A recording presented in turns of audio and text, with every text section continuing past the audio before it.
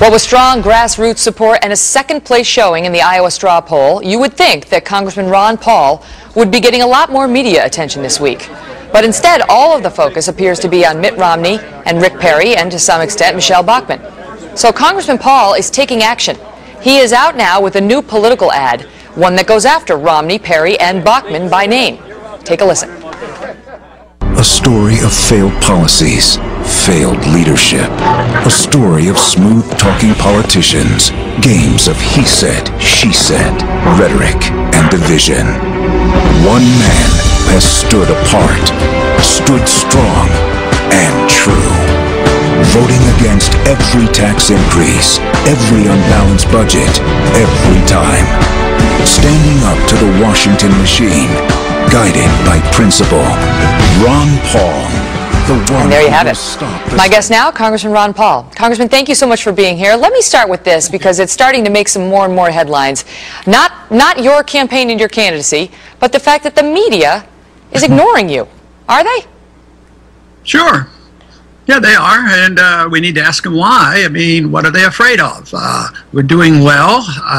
We're certainly in the top tier. We showed we did well in Iowa, and we have a good organization. We can raise money, but they don't want to discuss my views because I think they're frightened by us challenging the status quo and the establishment when it comes to foreign policy, monetary policy, the entitlement system, because my views are quite different than the other candidates, so they would just as soon us not get the coverage that the others are getting, and they will concentrate on establishment-type politicians. There seems to be a narrative emerging that you can't win, and therefore they're giving you back-of-the-hand treatment. There was an editorial in the Wall Street Journal that said he has no chance to win. This despite the fact that you were 152 votes within the top spot in the Iowa straw poll. In fact, out of almost 17,000 votes cast, you were, 150 or so away from number one. But the Wall Street Journal and others say you can't win. Why? Why do they believe that? Well, they want to believe it, and they want to promote an idea. They don't want to promote information because there have been a couple of polls where I either came in first or second when you match my name up against Obama, because my views really compete. And this would be a reason the Democrats don't want me to win either, because I can compete against Obama because his base is very unhappy with his expansion of the war and his lack of interest in protecting civil liberties, and therefore they don't want to hear from me either.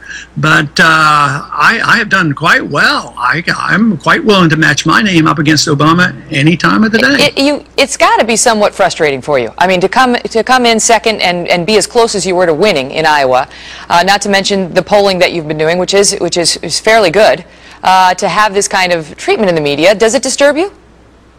Well, it disturbs me. I don't use the word frustrating because I think I anticipate, I know how the system works, and I know what I'm trying to do, because it's not like I'm just trying to win and get elected. I'm trying to change the course of history, and our history in this country hasn't been good for the last 100 years, whether it's our drift into manage an empire, a destruction of our currency, the deficits that have been run up, the climax of the dollar reserve standard. This is big stuff, and nobody else is addressing this. So I'm, in spite of all the shortcomings of the reporting on this, I write it off a bit because they don't have any idea about the significance of the monetary system and what's going on with the Federal Reserve. But the people, grassroots America, is starting to wake up. Millions of people are reading about the Federal Reserve and understanding how they bail out their friends, create trillions of dollars, give a third of all that money they used in the bailout and gave it to foreign banks. People are realizing this, even though the media,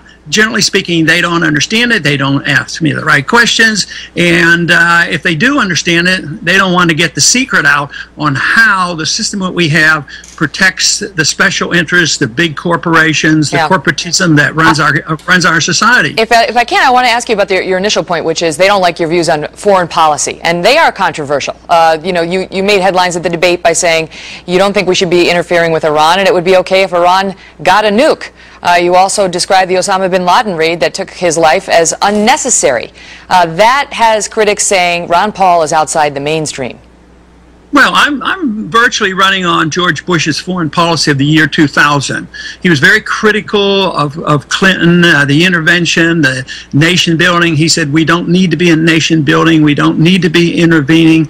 We don't need to be the policeman of the world. That's George Bush. I'm just running on his foreign policy. So why is it so strange now? You know why? Because I'm serious about it. I'm just not pandering to the people. The peace candidate is always a very strong candidate. Obama was the peace candidate in the last go-around because he was going to start bringing our troops home and ending those wars. And here we're in more wars than ever. But even he had some tough talk when it came to Iran, which is considered, a state sponsor of terror and has reportedly been helping kill our troops in 2 battlefields. And, there's a question, if you're going to let them get a nuke, who's next? I mean, would you let Al-Qaeda get a nuke? You got to draw the line somewhere. Yeah, our foreign policy has led to the death of 1 million Iraqis. You can't ignore that. As far as Iran getting a nuke, no, I don't want them to have a nuke. I don't want anybody to have nukes.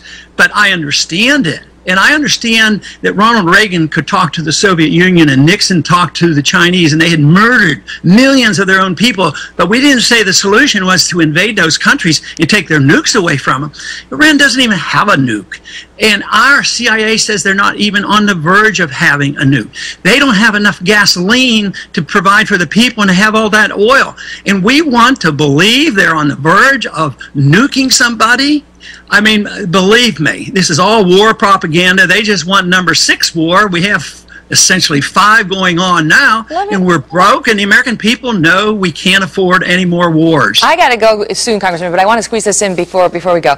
If you were President Paul, and it turned out you were wrong, that Iran did have the bomb and attacked Israel, would you step in? No. I'd let Israel take care of them. Why should we interfere with Israel? We're always interfering with Israel when they want to deal with their neighbors. We undermine their national sovereignty. We shouldn't tell them how to manage their borders. I defended Israel when they took out the nukes in Iraq many, many years ago. Israel has 300 of these. Do you think, I mean, there's a lot of problems in Iran. There is no doubt about it.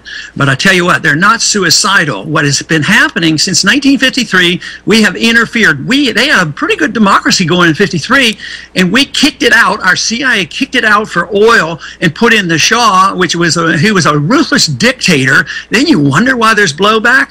Now, history's on my side of this argument, and the founders were right. Non-interventions, friends and trade with people, more prosperity and peace. Congressman Ron Paul, come back anytime, sir. Thanks so much for being here. Thanks for having me.